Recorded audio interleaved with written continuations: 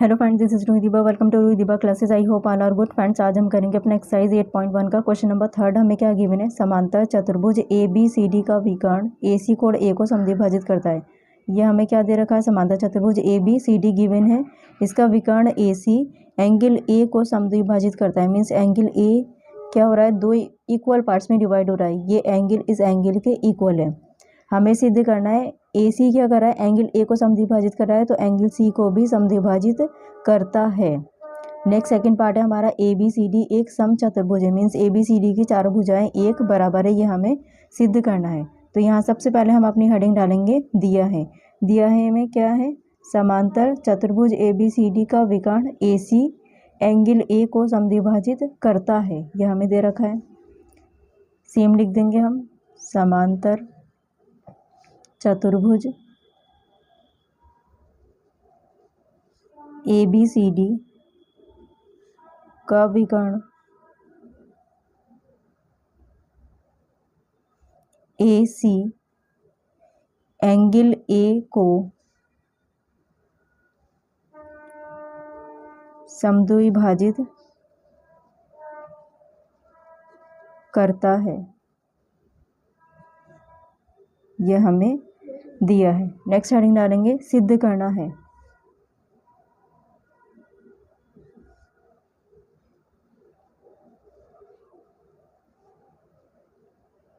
सिद्ध करना में फर्स्ट पार्ट हमारे पास क्या है? एंगल सी को भी समद्विभाजित करेगा।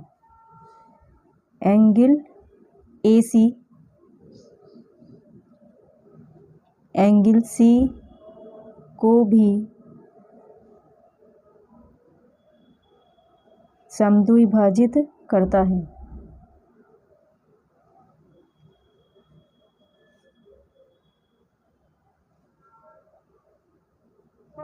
Next second part, A B C D एक समचतुर्भुज है।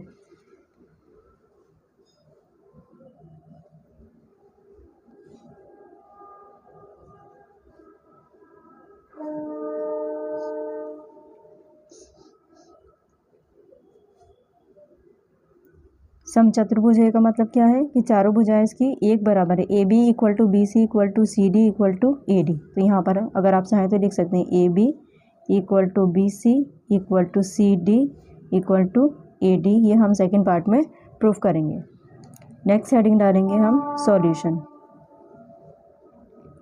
सॉल्यूशन में हम सबसे पहले करेंगे अपना फर्स्ट पार्ट का सॉल्यूशन।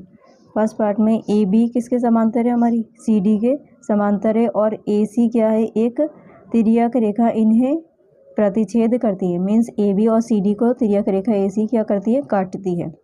तो यहाँ पर हम लिखेंगे ए बी समांतर है सी डी के, और ए सी एक तिर्यक रेखा इन्हें प्रतिच्छेद करती है।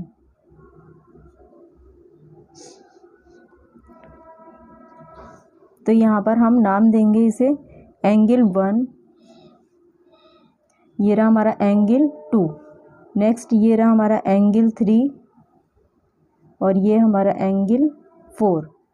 हमने इसे नंबरिंग दे दी है।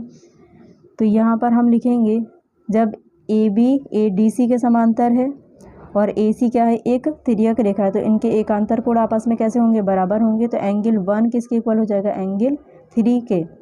एंगल 1 इक्वल टू एंगल 3, दोनों ही क्या है? हमारे एकांतर कोण है, या एकांतर अंतःकोण आप लिख सकते हैं,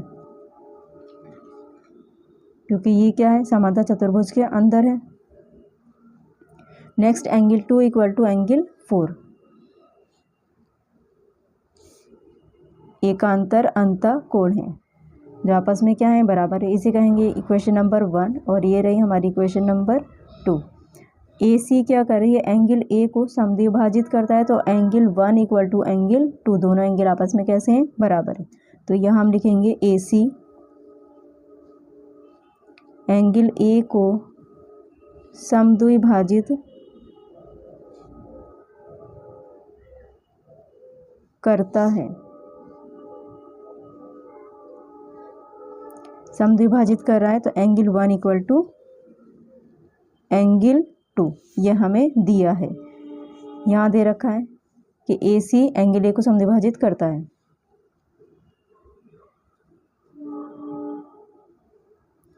इसे कहेंगे हम इक्वेशन नंबर 3। समीकरण 3 का मान समीकरण 1 में रखने पर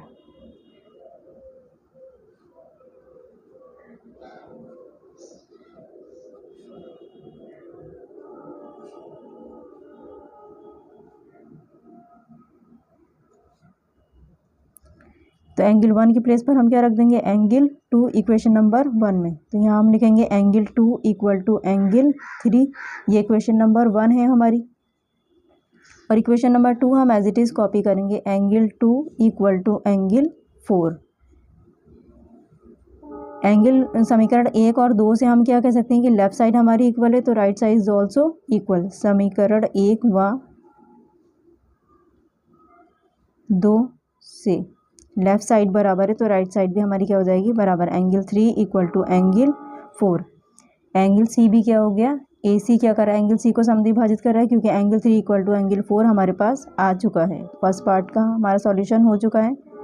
तो हम क्या कह सकते हैं कि अतः AC एंगल C को भी समद्विभाजित करता है। अतः AC एंगल C को भी समद्विभाजित करता है। यह हमें यहाँ से मिल चुका है। नेक्स्ट सेकंड पार्ट करेंगे हम। सेकंड पार्ट में AB किसके समांतर है, CD के समांतर है। तो यहाँ हम लिखेंगे AB पैरेलल है हमारी CD के। जब AB CD के पैरेलल है तो हम क्या कह सकते हैं कि AB बराबर है CD के। समांतर होती हैं तो वो साइडें हमारी क्या होती हैं, इक्वल भी होती हैं। नेक्स्ट AD पैरेलल है किसके, BC के। AD पैरेलल है BC के, तो हम क्या कह सकते हैं कि AD इक्वल है हमारी BC के। सामने लिख देंगे हम समांतर चतुर्भुज की सम्मुख भुजाएं जो आपस में क्या होंगी, बराबर होंगी। समांतर चतुर्भुज की सम्मुख भुजाएं हैं।